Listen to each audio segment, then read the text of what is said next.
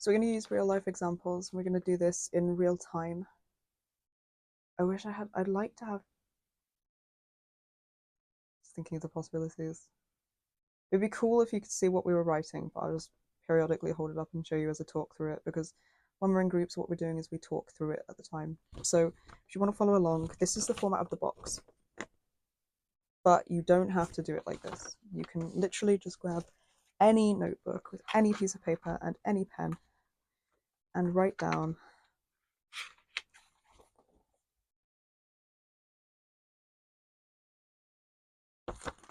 T trigger,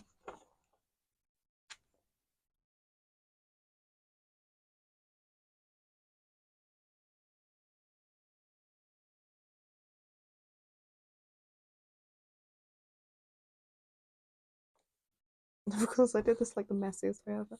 So you can write down a T and a line and an F, and then underneath that T, so that T is trigger, that T is thoughts, and then this one's feelings. And the reason to do it like this is because, in our experience at least, feelings tend to fit like quite neatly around the F, but there's quite a lot of thoughts, and a lot of the time, a lot of the things we think of feelings are actually thoughts. So you want quite a lot of space for thoughts, but you can also just literally do it like trigger, thoughts, feelings, and response. So you can literally do it very simply. It depends on if you want it to be like a mind map. You can do trigger, and then you just write like getting cut off in traffic as an example. Feelings, and you do like an arrow coming out, and I don't think I can write backwards. Anger. That definitely says anger, right? Definitely does not. But the point is, trigger, getting cut off in traffic. Feelings, anger, maybe scared. Thoughts might be something like, how dare they do that? They think they're better than me.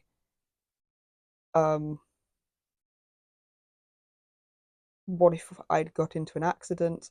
Response might be slamming on the brakes. Or you can do it like this. So you just do trigger across the top.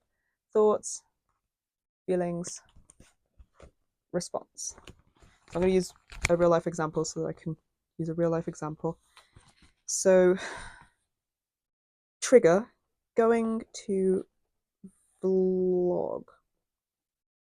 And the thing is, because gestures broadly at all of the trauma, just doing something quite reasonable, like spending time doing something for ourselves, spending time doing something alone, triggers this sensation of guilt, or like this feeling of like, I shouldn't be doing this, or like, I should be spending time. Shoulds and musts are also their own cognitive distortion. But I find that when we're triggered, we have more cognitively distorted thinking, which is one of the reasons this is so helpful to use when you've been triggered. It doesn't have to be a big, massively traumatizing thing. You can use it for those, but when you're starting, sometimes it's easy to just start with a smaller thing. So, going to vlog, that's the trigger. Thoughts, I'm / we're bad partners. That's a very black and white statement, so I already see that's a cognitive distortion. Don't worry about the cognitive distortions too much right now. It's because we've been doing it for ages. So for now, just write down the thoughts. Don't expect you to know all the cognitive distortions.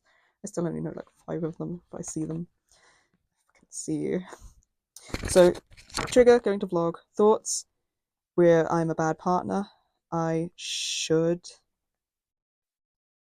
be spending time with Ryan. I am a bad dog owner. I should be playing with Jez.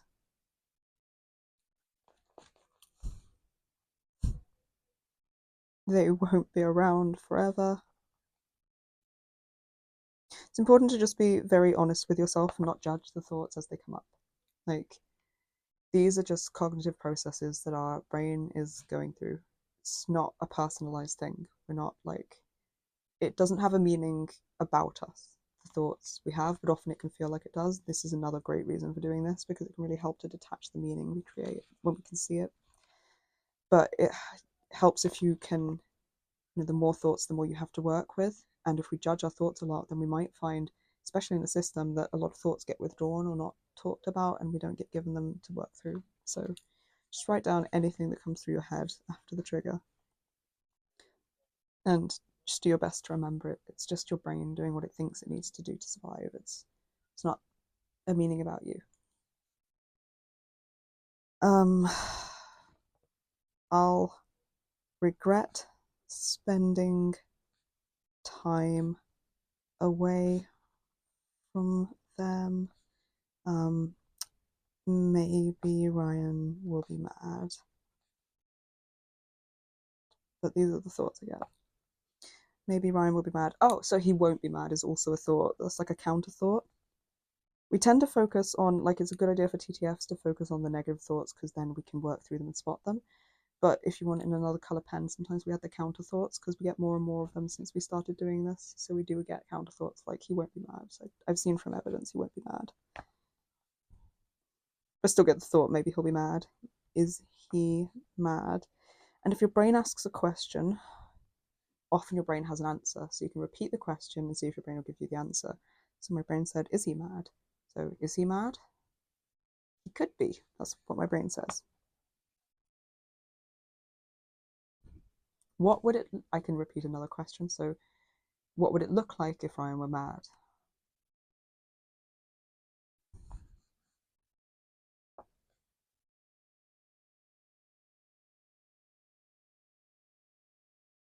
He could start ignoring us or giving us the silent treatment. That's the answer I got.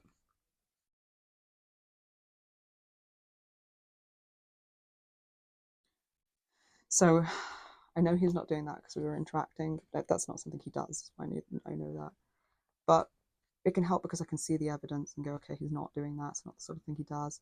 But I can see that that's something that our failed caregivers would do a lot of the time in childhood. So I can see where this is coming from and like what's happening there.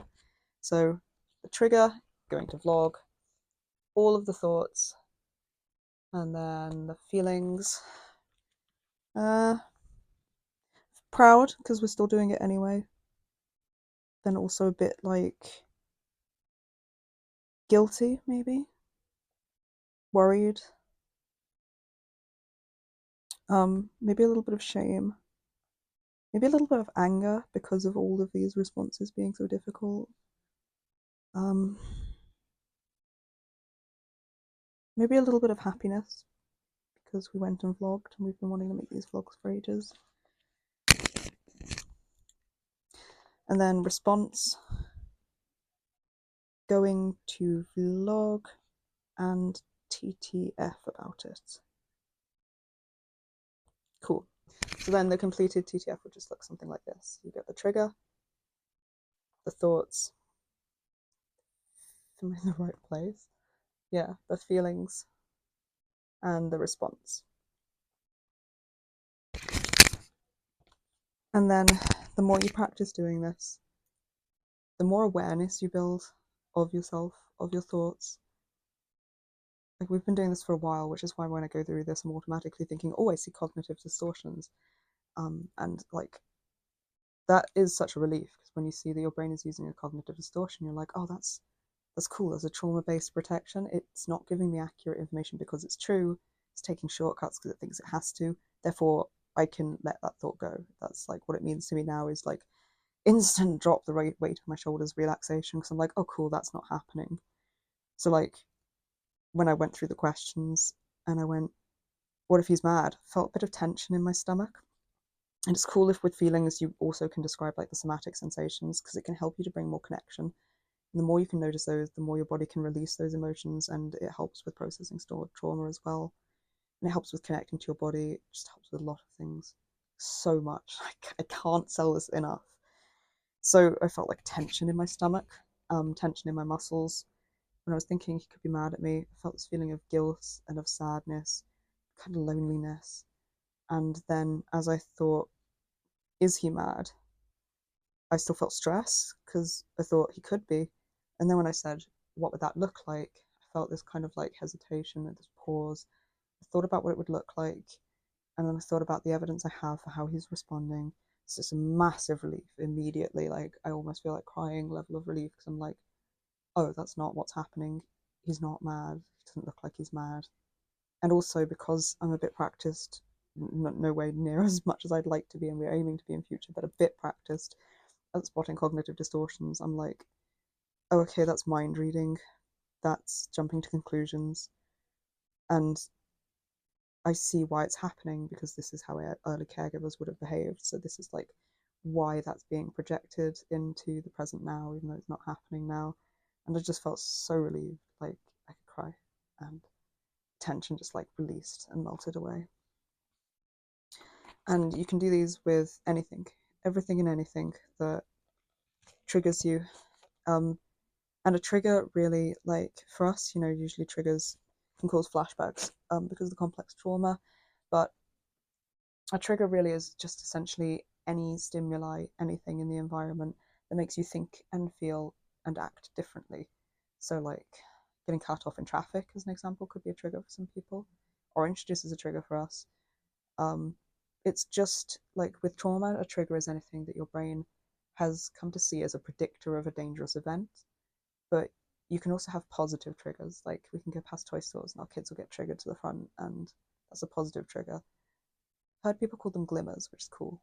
And if you are struggling with addiction, you can have triggers that might make you want to drink. So something like a hot sunny day, you might start thinking of a beer garden. That would be a trigger, the hot sunny day. So a trigger can be literally anything that makes you start thinking or feeling differently. I find them especially useful to just sit down and do a TTF when we feel overwhelmed, when we feel stressed, when we can't work out like what's happening, when we can't work out how we feel. Just literally all the time for anything. And the more you practice them, the more you build that neural pathway in your brain. And then the more your brain will be able to see what you're thinking, what you're feeling, the more connection you'll have with yourself, the more understanding you'll have of your thoughts, the more you'll be able to spot thoughts and beliefs that might be coming from albeit protective, irrational place, the more you'll be able to let those go and feel less stress over time. The more your brain will start to think like this in situ in the moments when it's happening. So it happens really fast for us now, and it is so helpful and so relaxing. And it means that we project past traumas a lot less, which means we get stuck in flashbacks a lot less, and we notice when they happen a lot sooner, and we can ground out of them a lot sooner. So really cannot stress enough how helpful these are, even though I know they can be a little bit intimidating, and I could feel a little bit of resistance when we did them at first. That's normal, and they are so worth it when you get used to doing them, even if they feel a bit clunky and a bit strange to do at first. And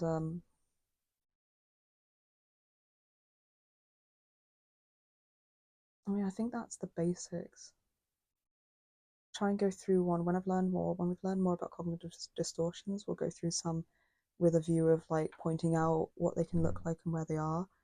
I know a lot of the time, if you're thinking about what ifs, that can be jumping to conclusion, or they think, they must think, they, she, he thinks. That can be jumping to conclusions and mind reading. I know that if it's like I should have, shoulds and musts are also, but I know that if it's like I should have done this, why didn't I do this? That can be like, or why did they do this? That can be personalization and blame. It's just learning like what things can be indicative of what distortions, and the fact that they can come up and feel like reality, but then when you spot them for what they are, they just takes the strength right out of them and makes it so much easier to think clearly. So really helpful. I did it earlier as well, like it happened in point something of a second now in real time, because we were cycling and I rang our bell. It's a very loud bell, and this group of people, most of them moved out the way, but there was this guy who was doing like quite a strut walk, kept his back to us and kept walking down the middle of the path. And I thought, oh, he just doesn't think he needs to move out of the way, because some guys have been instilled to think like that. And so I just went past him, and he jumped out of his fucking skin and screamed so high pitched and was like, oh God. And as I passed, I went, oh, sorry. And as that happened, my brain was already going through all of it and was like, oh, I jumped to a conclusion there. I realize now maybe his hearing's the worse than other people. Maybe he was in his own world. Lots of reasons, like maybe he didn't hear. Doesn't particularly have a meaning about him as a person or a meaning about us as people. And instead of it taking a long time to process all of that, I was able to like apologize in the moment as I did it going past and be like, oh, I'm going to change that behavior in future. I also didn't feel really stressed about it, and he was fine. So it was like it's just that was so much less full, less of a stressful event than it would have been some months ago, just because of the way my brain works like a TTF now when I'm thinking in events. So because I notice the thoughts I had, and I notice what meaning I'm applying about him as a person as I think them. It's really, really fucking helpful. I'll probably do another example of that at some point. I think that's it for now.